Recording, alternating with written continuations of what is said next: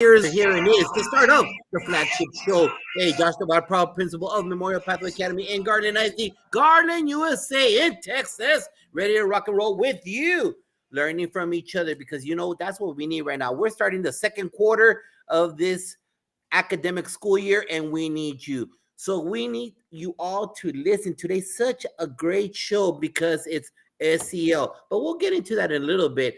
We need everyone to unload their tools, sharpen them up every Sunday so that they're prepared to go in on Monday with a great big smile, supportive of each other, supportive of our kids, because they're the future of the United States. So if you're in Alaska or you are in Hawaii, if you're in Maine or you're in Florida, anywhere in the 48 middle, we need you. Part of the Fantastic Four, making sure that we end the week on a free PD weekend. Ready to rock and roll? What do you think about that? You right there, high school principal. Why you keep telling me I'm a high school principal? I'm just a principal. Just a principal. Come on. What is that score you had? 50, it doesn't matter what the score is. It's about kids having experiences and leave it right. That's a state champion right there. You forgot. You left out Delaware. You got to name the states. Let's at least get the state where our guest is from today. Spotlight crying out loud. Hey, everybody, I'm Dean Packard. We're the co-founders of Unlock the Middle. It's great to be here on a Sunday night with my friend Josh Tovar from the great state of Texas. We are rocking and rolling and bringing more information to all of you directly about how to get a little better. SEL does excite me, my man. Coming out of COVID, it's so important that we take care of one another. We take care of our kids. We take care of our staff. And the people who get that, I call those rock stars, those ripple makers that just make it happen. It's great to see you, my friend. How's that? Everything down in Texas? Warm and sunny? Everything's great, and just a little individual plug right there. If you are going to be in Texas for Texas AACD next weekend, 29th through the 31st, I'll be presenting the very last session. So it'll be Principal Cafele, part of the Fantastic Four, beginning the show, and yours truly will be ending the show on Halloween. No tricks, only awesome social media treats. So good for you. Looking forward to that, brother. Hey, good for you. I'll tell you what, let's bring in Wendy Turner. Wendy Turner comes to us from the great state of Delaware, and she is a past teacher of the year, aspiring author, SEL warrior, you name it. She's all about that. Wendy, welcome to the show. How are you tonight? Thank you so much. I'm good. I can only be good just kind of getting your vibes coming on to me. The energy you guys bring, the enthusiasm you have, Sunday night, free PD. What could be better? Tomorrow's Monday. I always say TGIM. Thank goodness it's Monday. It's a new week where we're ready to have a whole bunch of new opportunities for ourselves and for our students and do great things. So I'm thrilled to be here. TGIM. Thank God it's Monday. That is the beacon of a great week right there when you start talking that way. And I love to hear that. So Wendy, I'll tell you what, welcome to our show. Josh and I have been doing this for a long time. Chris Starcheski is our other guy, still on sabbatical. Chris, if you're listening out there, can't wait to get you back. I know you got the family stuff going on, but you'll always be a seat here at the table for you. But let's talk a little bit about your origin, Wendy, how did you get where you are now, and talk about your ride there and kind of the roles you serve right now within your current school. All right. So great question. I didn't become a teacher until I was 40. I was a business major in college. I worked in finance and accounting for 17 years. And one day I was sitting in my cubicle. I had a 6-month-old daughter. And I just said to myself, I can't do this for 20 more years. Called my husband, said, can I go to school at night to be a teacher? He didn't drop the phone. He said, go for it. So I enrolled in school at night, had another child during that time, and became a teacher at the age of 40. Very blessed and fortunate to work in Delaware. I taught second grade for 12 years. After 6 of those years, I was named the Teacher of the Year in Delaware in 2017. I believe it's about my focus on SEL, putting that first so we can create the great conditions where kids can learn. And, that was 5 or 6 years ago. And going through COVID was tough, as we know, educators and administrators, right? It's been a ride, and the kids have extraordinary needs. I actually took a year off last year, stepped away from the classroom. That was my own SEL, realizing I needed to take some time and some space. Did a lot of different things. I taught at the college level, which was a great job. It just wasn't for me. And then I wrote a book.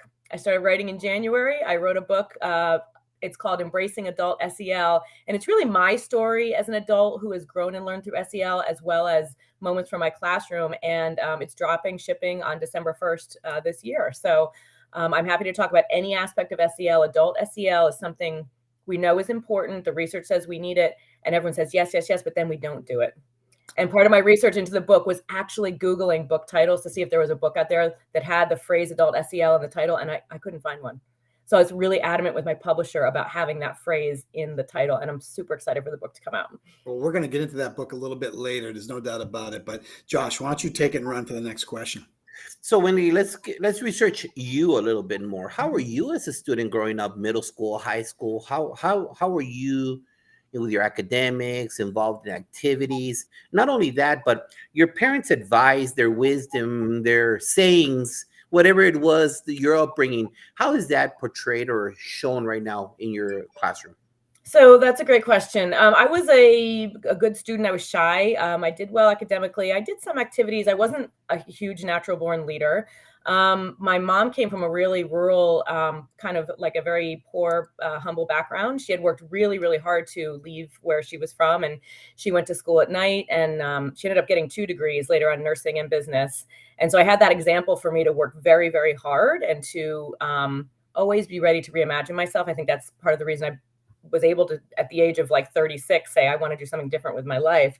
And, my father always said, work hard and family first. So those were good words to hear. And they were important because my parents actually got divorced when I was in high school. That was tough. But I think I bring that family first concept into my classroom. I'm teaching 3rd grade now, back in Delaware after a year off. And I always tell my kids, we're a family. We're going to get through things together. We've got to treat each other well. It's okay to be sad, mad, angry, but not mean. And we're trying to develop these skills in the kids where they can really work together and see each other as human beings, navigate difficult moments, because that's where the learning magic happens, right? When we see each other as humans and we bring our humanity into the space, our vulnerability, our dreams, our hopes, our fears, and our toughest days. And so I think that family first translates into my classroom. And, other concepts like growth mindset and celebrating mistakes, all that comes into the culture. And that's where I see kids do just extraordinary things. Wendy, you talked about some things there in your trajectory to where you're at right now, but we all had that person who kind of inspired us to get where we are today. So let's talk a little bit about who inspired you throughout your career and who currently motivates you to continue to dig and do well by adults and by students. So when I became a teacher at age 40, I was terrified, okay, because I was surrounded by people who knew more than me, that were younger than me. Like, here I am, this like semi-old woman walking in to be a teacher. And I had a peer, her name is Jackie Chesworth, and she was like the team leader for the 2nd grade team I was on. And she just helped me. She just would answer my questions no matter how small. And she was and still is extraordinarily focused on kids and helping them achieve. So she is someone that I looked up to and I learned a lot from and just became friends with. And through this journey of mine, where I was at one school for 12 years, left for a year, I'm now a teacher at the school where she's the assistant principal. So I feel like things happen for a reason, and she just inspires me. And she's a great mom and now a great administrator who really understands what teachers have gone through, because we know that that's what administrators have to do. And conversely, I have a great deal of empathy for administrators. I think that the challenges administrators are facing with keeping the lights on and dealing with operational shortages and things like that, and the myriad emotions that teachers are presenting, you guys have an extraordinary job too. So she's someone who's shown me how to be a teacher, been a friend, and now is someone who's guiding me in my new setting that I looked up to extraordinarily. And she's a regular person, but she's an amazing educator. So this whole concept of SEL, we've always known in education, this guy and myself, we got a couple of decades under our belt. We never had a real name. I don't know about you, Dean, but we never learned about SEL or stuff like that. I know Sir Giovanni never wrote about it in chapter 15 about SEL. But how have you seen this whole concept evolve from what you've heard from you said you came late to the field, Yeah. but what have you seen, observed as this has evolved, especially after the shutdown? So I realize now I was doing SEL before I put that name to it, right? Even in the early days of my teaching career. And what happened is in my first year of teaching is that a student in my class lost a parent very, very early on in my career. And I just in that moment said, you know what, we can't just open up our math book and start learning about addition and subtraction. We have to honor this moment and feel our fears, talk about our feelings, empathize. And that was just that lesson that has stayed with me forever. I didn't call anything SEL back then. I just said, when we have these big, real human moments, we need to sit with them and go through them, no matter how difficult that is, and not go around them or pretend they don't exist. Since COVID, kids are presented with extraordinary needs. They are more emotional. They have bigger feelings. They need more time and space to transition. They are, lagging with academic and social skills. So that means that we have to create a space where, yes, we're trying to get back to normal and have them learn, but I think we have to be aware and adjust, more time to share feelings, more time for calming, more time for transitions, more time for joy. To be quite honest, we have to make our rooms places of joy and positivity so that they feel safe. And I just feel like that need has been growing since COVID's come back. And even though we're 4 years after the shutdown, I still see that need as being ever present and as big as ever right now. And I see it for adults, right? Because teachers have been hyper vigilant about all the things we've had to do for so many years. Teachers are, they have those needs just as much as the kids do. So you as administrators have to try and create conditions that meet those teacher needs. Teachers have to try and stay regulated so they can create spaces and conditions to meet the kids' needs. So it's all this big enmeshed circle that we're all in together, where we have to pay attention to those needs and think intentionally about how to meet them.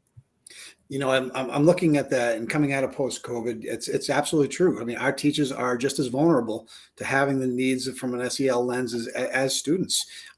Teachers and educators across the country today, they're stretched. It's tough. It's not like it. I always say every year it gets a little more difficult in the vocation that I truly love. I think that you get into this business because you want to help kids and you want to help kids be successful. There's no doubt about it.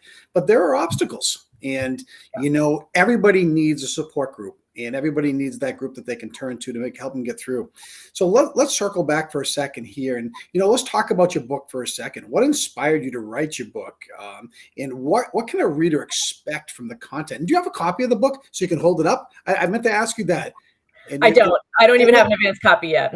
Oh my gosh. Okay. If you have a picture of the front cover of it, send it to us, DM it to us, because I want to make sure we send it out later on. I will. I'll send you the link. So there's a couple of things. So when I was the teacher of the year in 2017, you develop a platform that you speak about for your year of service. So I was talking about trauma, and I was learning about the impact of trauma on students and ways to create trauma-informed spaces. And I was very lucky because that work was really taking off in Delaware. In Delaware, there's a great deal of work that's being done on that, as well as SEL. So as I got into that, I started to learn more about social emotional learning. Okay, what is it?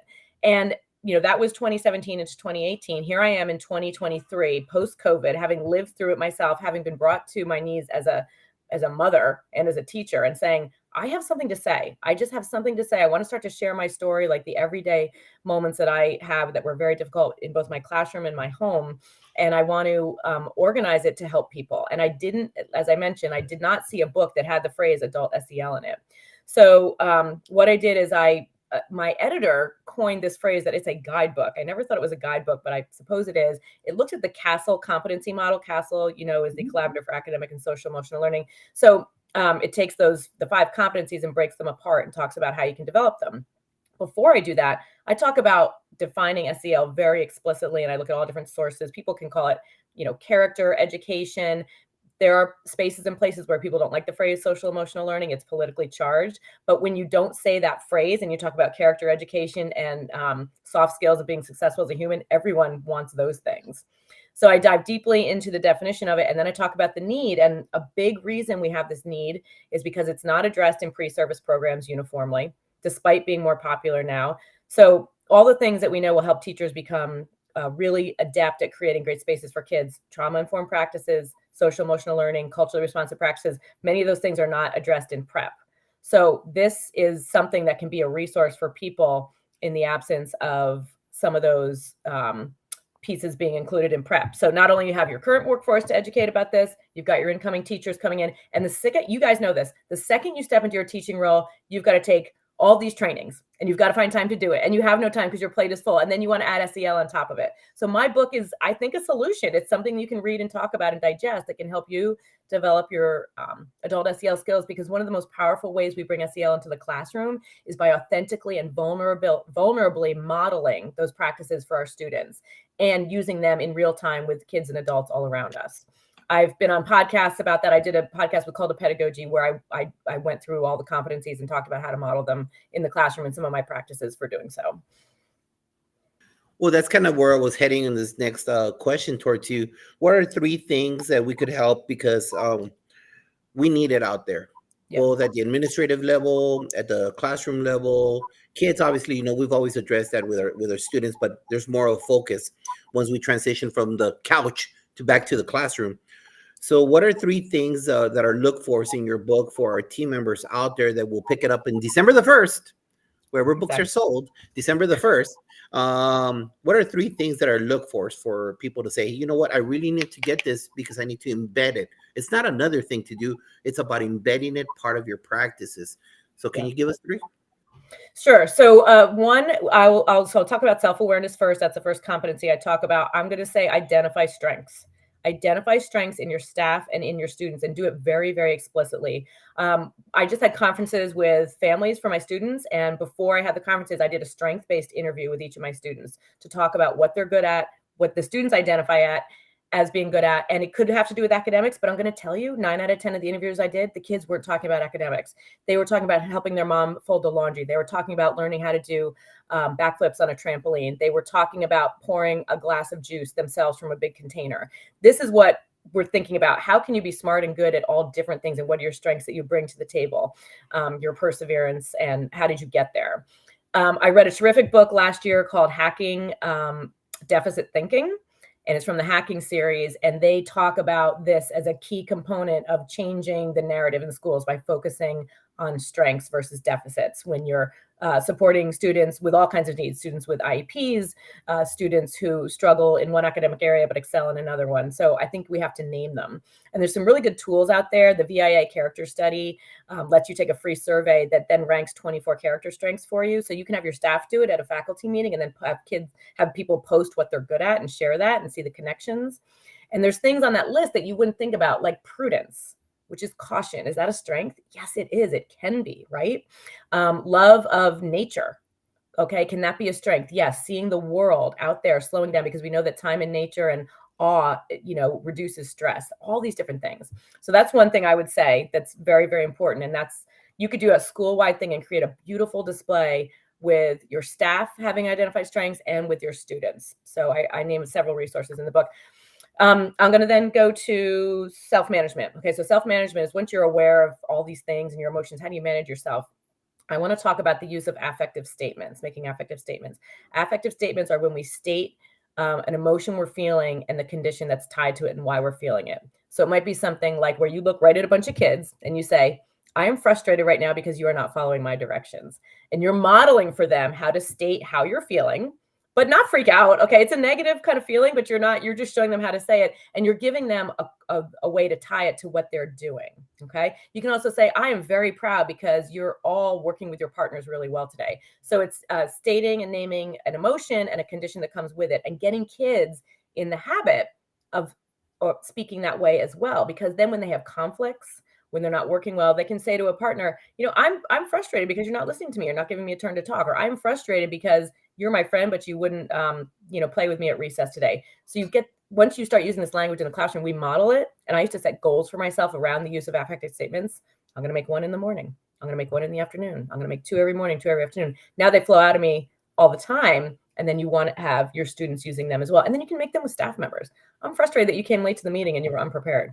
I like you. I'm not judging that, but I'm telling you how I'm feeling right now. And you want to enable people to use that type of language without it setting people off, without judgment. I'm just telling you how I feel. So that's number 2. Let me just think for a minute. I'm going through the rest of the competencies. Okay. Self-awareness, a big component of self-awareness is empathy. And we all know the classic metaphor that empathy is walking in someone's shoes. In my book, I talk about the fact that I believe empathy needs to be active to mean something, because I don't know what good it's going to do to be understanding what's happening in someone's shoes, especially if it's something negative or difficult, if we don't do something about it. So I talk about the idea that empathy is curious. We're asking questions to find out more. It's connected. It's rooted in our humanity with each other. And then it's active. It means that we do something. And that's what I believe the true, that's my vision of empathy happening, not just the concept of understanding how someone feels in someone's shoes. Those are 3 quick ideas. I could talk all day. Wendy, real quick, I listen to a lot of podcasts in the morning. Could you repeat that survey again? Because, sometimes I'm listening, I'm like, oh, well, what did she say? Could you repeat that survey that people could take and just self-reflect on strengths? Yeah. It's the VIA Character Strengths Survey. So if you just go on the web and search VIA Character Strengths, you can make a free account. The survey takes between 5 and 10 minutes. I did it during COVID with some friends. We were trying to find ways to be positive. And then I did it a year later. And I thought it was really interesting to look at what my 5 strengths were at the onset of COVID and what my 5 strengths were a year or two later. And that helped me. And some of the change, and I think I have a table of this in my book, some of the change made sense to me. So you can see that your actions and what you're doing can play into those strengths and maybe develop strengths that you don't have. You could actually set a goal around that. Is that a kid thing, or can you use that with their students? Can you use that with the adults only? You can use it. They have a version you can use with students. So I would say probably middle school and higher. They just need an email address to sign up for it. They have a youth version of the survey. I teach elementary, so I wouldn't use that, but I did the strength-based interview, which you can get off a website called the Strength-Based Collaborative. And that was that interview that I just picked the elementary interview, and I interviewed all my students, and I shared it with families, and they were really, really happy to get it. And there's also, there's lots of resources online. I like a website called understood.org, which focuses on, social emotional learning, neurodivergence, acceptance. And they have a tool called, I think it's called Strengths Chain. And that's really, really good for elementary students. And they have, again, strengths you can identify socially, outdoors, mathematics, language. So you could take one concept and help kids identify strengths, and then you can make a chain with it, or just, talk about it. Well, thank you for those tools, because I plan on using some of those. I appreciate you. Thank you. Awesome. Are you going to jump on the question next, Josh? Oh, I'm sorry. I got called. I love what you did. You added. You logged into the survey, right? Yeah, I did. No. You got it. You got it, Dean. You got the next one, brother. You want me to take it? All right. Yeah, go ahead. All right. With the mass exodus of educators and the new team members entering the field of education, how do you coach them with your strategies with self-care? How do you go about doing this? Because we got a good dichotomy here. You got veterans who are getting tired and leaving. You got newbies coming in. So you've got what I call the boiling pot, and it's hard to keep perspective that our job is to focus on the needs of kids while supporting each other. So Talk to me from your lens what that looks like. Okay, so I hope you forgive me. I don't like the phrase self-care. I don't use it in my book very intentionally, because self-care implies that if we do something ourselves, it'll fix everything. And self-care has at times been weaponized against teachers, because people think, oh, that person's not doing self-care, that's why they're not okay. But when a system has created such an incredible need for such vast amounts of self-care for survival, there's something wrong with the system. Given that, I will say that my book and just what I talk about is empowering people with skills that can help them. Okay. So I would advise or coach somebody about positivity, naming positive things every day. There's a practice called 3 good things, where you name 3 things that are going well. There might be 20 things that are going horribly, but if you focus on the good things, that's going to create positive feelings in your brain and actually release chemicals that make you feel better than the negative feelings. I also talk about reframing negative thoughts. Okay, we're hardwired to notice things that are going wrong more than things that are going well. But can you take a thought and just reframe it and see it a different way? We're not saying rainbows and unicorns, right? We're not saying like everything's great, toxic positivity. We're saying here's this situation, but I'm going to look at it a little bit differently. And then the other thing that I try and internalize and model and do is when a student is not doing what we want them to do, right? The main thing that we do is we say they're misbehaving, okay, or they're not compliant. But what I do is I've just substituted that language in my brain and coming out of my mouth to say a student is struggling with X. Name what a student is struggling with, because when you come at it with the language of struggle, it enables you to be more compassionate around the student. So if I'm working with some students that are really, again, not doing what I need them to do, maybe they're disrupting the classroom, I have to really back map it and think, what is this student struggling with? And then how can I try interventions to get at that? And when we're trying interventions, we can't try one thing and be like, yeah, they won't do it. That's it. You have to keep trying. You have to sleuth it. And what you have to remember is that something might work for a week, and then all of a sudden the next day it doesn't work. So you're back to trying. So where's your list of tier 1 interventions that you're trying? And we have to sometimes try harder. One of my internal mantras is try harder, because these kids are coming with a lot, and what they're doing usually isn't personal. Okay. They want it. You got to really believe they want to succeed. There's a concept, there's a book on my shelf here called, it's about equity informed trauma practices. And there's a concept called unconditional positive regard. And what that means is that we believe that the child is good. The child can succeed no matter what they do, right? So on their worst day, on their best day, we still believe in them. So naming and focusing on positive things that happen in your day, reframing negative thoughts as they come and making that, I learned how to do that kind of the way I developed my affective language. I had goals around reframing things, and now it's automatic to me. And even my kids are like, oh God, mom's reframing something again. Here she goes. And then the characterizing students as struggling and figuring out what they're struggling with and trying to get at the struggle. How can we support the struggle versus like they're, messing up my classroom or they're not doing what I need them to do, that kind of thing. Those are 3 things I would focus on that we can control, because there's so much we can't control. Yep. I don't have time for that. I don't have time to go there. I need to have all my energy on what I can control and making things better and finding the good. Well said. So just like we talked about, Dean asked you about brand new team members joining the field with alternative certifications. I think I just filled up one of my 2 vacancies that we've had all year. We still haven't filled everybody up. So we know that we have educators that are coming into the field without the traditional steps that we all did with student teaching, observation hours, so on and so forth. Well, that's the same thing with administrators. There's administrators because of the exodus at the admin level, superintendents, principals become directors, so on and so forth.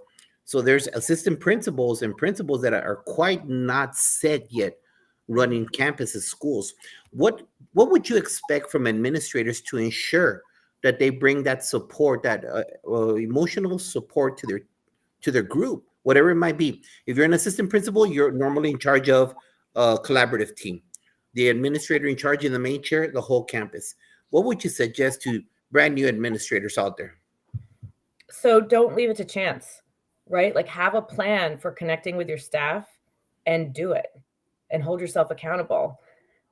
We can't build positive culture unless we have a series of steps that we're going to follow and hold ourselves accountable to build that positive culture. So if you're going to choose 3 things to build positive culture, have a checklist and a clipboard and grade yourself every week on what you did or what you didn't do. I send out a weekly newsletter to my families, and it's the best way for me to reflect on what I did in the classroom and be like, yeah, I kind of screwed this up and I didn't do this and I need to do this better next week. So have that reflection process. At the same time, celebrate the strengths and the experiences of all the people coming through alternate routes, because they're going to have people skills, experience skills, life skills, or just other pieces of themselves that can help in the teaching world that might even sometimes be better than some of that traditional prep. Do you know what I mean? So make sure to really celebrate, maybe highlight a staff of the week, right? And say, what's one thing that you're bringing here that's helping you become a better teacher? We used to have this at my old school. We had the assistant principal did this like weekly newsletter to staff. And he did this thing where every week, like 2 or 3 people, he'd make like a whiteboard of them with a picture, and everyone would post like compliments on that whiteboard. Like, what are all the great things about that person? And so that was an intentional step that built culture by having people come up with positive things about other people on the staff, and then it was shared widely. So if you were one of those people that was highlighted during the week, you're like, oh my gosh, like I'm a little embarrassed, but this is really cool that this person said this about me. And you weren't asking for what are the things that annoy you about this person. You were specifically saying what's good about this person. And so always, like you are with your students, treat your staff like your students, right? And you're going to have staff that challenge you just like you have students that challenge you. Try harder, dig in. What are they struggling with? And then have a very specific plan that you hold yourself accountable for and implementing and revising as needed. And then find your guiding stars, right? So I've got like a network of teachers around the country that I've met since I was teacher of the year in other states. And sometimes I'm calling and texting and being like, hey, I'm like stuck here. Can you help me out? And there you got someone with some gold somewhere that's going to help you. So look outside your immediate network. So hold on. If nobody knows, Wendy, if you don't follow that guy right there, if you don't follow that guy on social media, that's the best in the country. That guy puts out all this stuff on fire on social media. That's the way it needs to be done. That guy right there. I learned from you, Josh. How about that? So I'm going to go back to that for a second. Weekly recognition of staff. How did he do that with a Jamboard, or she do that? I forgot.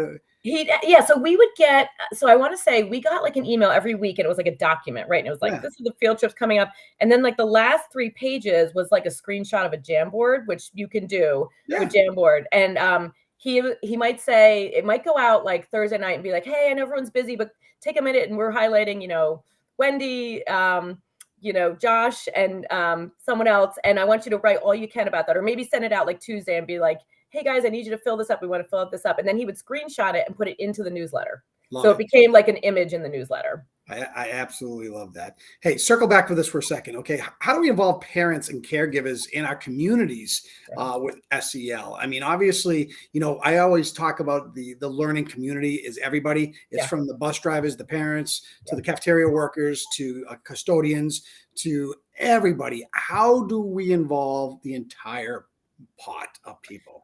So such a good question. If you look at the Castle wheel, which is their competency model, it's got these circles that go around the outside of it. And the first circle says school. The next circle says community. And I think the third circle says stakeholders. So if you go to their website, you'll just see, or just Google Castle wheel, you see it. So what you have to do is, again, do this with great intention. You have to have perhaps your PTA making a presentation about SEL to the community. You have to ask your teachers to highlight it in their communications, or maybe you as principal do in a blast that goes out to your family. And so I have a section in my newsletter that says social emotional learning, and I talk about all those things in there. So the parents are hearing this. They're like, oh, social emotional learning, what is that? I want to say those words to my students. So you need to say them to everyone, and then you need to invite people in and have them be a part of the learning going on. So I would, at your open house, at your conferences, in your communications, put out, facts and information about social emotional learning, and even tips and guidelines for how they can embrace it in their home.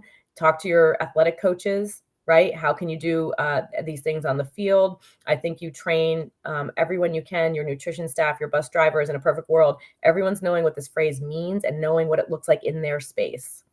And so you just, again, you don't leave it to chance.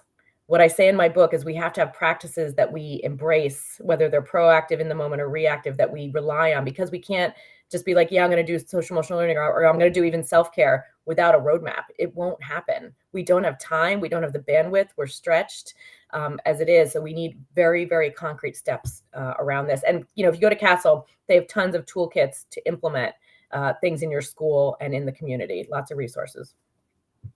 Very cool. I agree.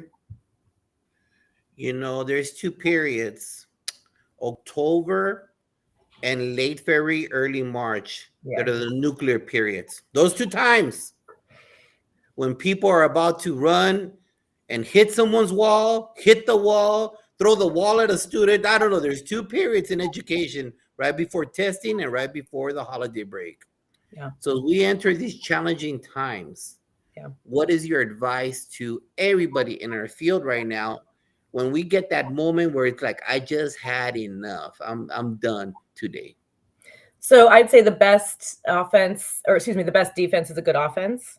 So I would urge everyone to commit to what Castle calls their 3 signature practices. Okay. So whether you're in a classroom all day with kids like me, elementary level, or you're rotating middle school and high school, or whether you're an administrator, commit to these 3 practices in your space.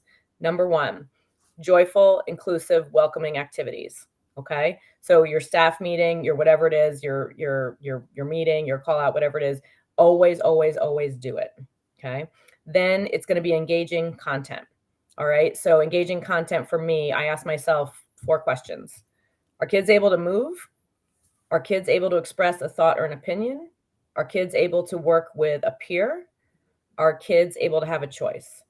If I answer yes to those 4 questions, I'm pretty sure I've got some engaging content happening, right? If we have students sitting at desks and tell them to fill out worksheets, we're going to have not very happy students or teachers. So again, don't leave it to chance.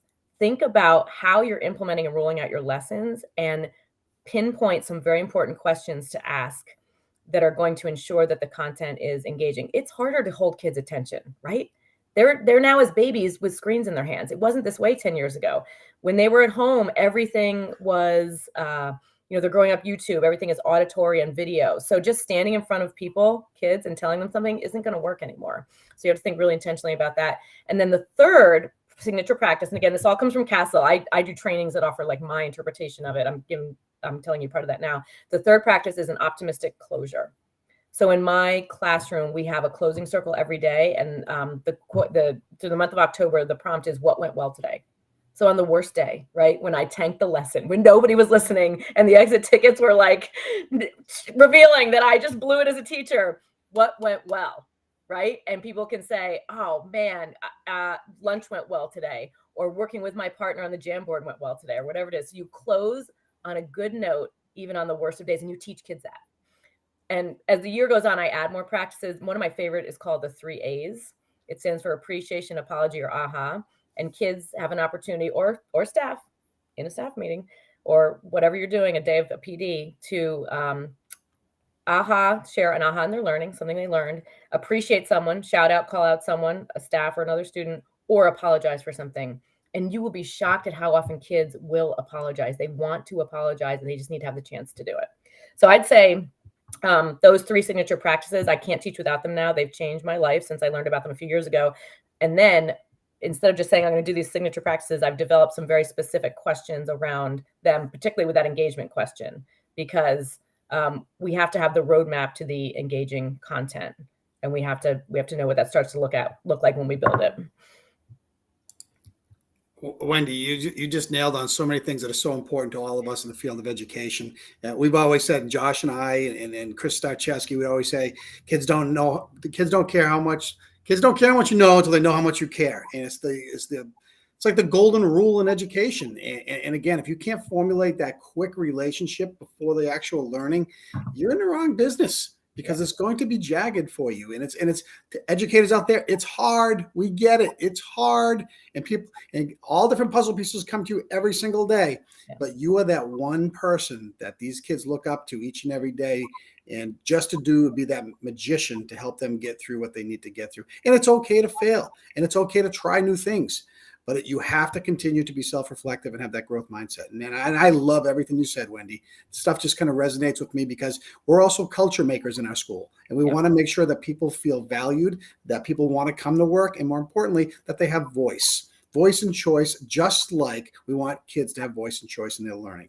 Exactly. So it's all about coming together with that same board. That Jamboard thing is pretty special. I'm going to look at that. We have Microsoft as that is our platform right now. We don't have Google Education, so I don't know if Microsoft has something similar to Jamboard, but there should be a whiteboard tool you can use where you could add an image or a picture of someone, and then the thing I love about Jamboard is sticky notes. They're really easy for kids. I love Jamboard. Do you know it's winding down next October? It's going away. I heard that they got to come up with something new. I'm devastated. There'll be something new. I just want to go back to one thing you just said. So the growth mindset of ourselves is so important. So I will say that while COVID was devastating, right? I was teaching 2nd grade from this desk in my house. And, while my 2 teenage kids were learning, my husband was working from home, the growth mindset that we had to have during that time was very necessary. But the explosion of learning that I went through was exciting. So even though we were building the plane while we were flying it, if you reframe that, you say, this was one of the most exciting times in education, where we had to figure out how to bring content and things to kids in a totally different way. And then when we came back, keeping those key elements that worked well, that you don't want to give up, right? So I do things now that I didn't do this way before COVID, but I had to do them when I was teaching online. And I'm like, oh, this is really cool. And the kids really like this. So being open-minded, so embracing our own growth mindset. They don't teach about growth mindset of the adult, I don't think, in prep either. Like, that is what staff need to have to get us through the tough moments too. And that has to be intentional as well. Love it. Love it. Love it. JT, what do you think? I think it's a great job, and thank you for the nuggets of knowledge you just dropped right now. So it's crucial that everybody is seeing this on the rebroadcast, that you like it and you share it, because you know what? It's not stopping. All this does not stop. And on the contrary, it's how we better prepare ourselves, sitting in our chairs, Dean's chair and my chair, and everybody across. It's how we take care of each other, because we're not in the science business. We're not in the math business. We're not in the history business. We're in the people business. And as long as we're with people, we always need to always expect the best of ourselves and everybody else, because always assume positive intent, and we'll avoid any kind of toxicity, any kind of nonsense that goes on in the bloodstream that is our campus, our building, our home. And it's great. Thank you for having us here, being here tonight. But you know what? It's not over. It is not over. This Thursday, the Red Zone Leadership Show. This Thursday, the Red Zone. Join us 9 p.m. Eastern. Educators, administrators from all over the United States joining us this coming Thursday. And next Sunday, the flagship show with Sean Kane, Fundamental 5, joining us, sharing our tools, making sure we're the best version of ourselves. What do you think about that, Dean Packard? I think we hit it right on the head. Listen, one other thing we neglected to say earlier, you know what? We're soft on people, hard on issues. And remember that. If you remember that, good things generally come, even through the toughest situations that you have to go through, okay? Always find that spot where you can access and come together and have mutual understanding, and good things do come about from that. Hey, that's all I have. Wendy Turner, thank you so much. Teacher of the Year in the state of Delaware, author, just an SEL warrior. Good stuff right there. Please reshare this out. And remember, each and every day, be the best you can be, because every child deserves that from all of us. So we have a wonderful, wonderful week, everybody. Wendy Turner, thank you again for being with us. Hold tight for a minute, everybody.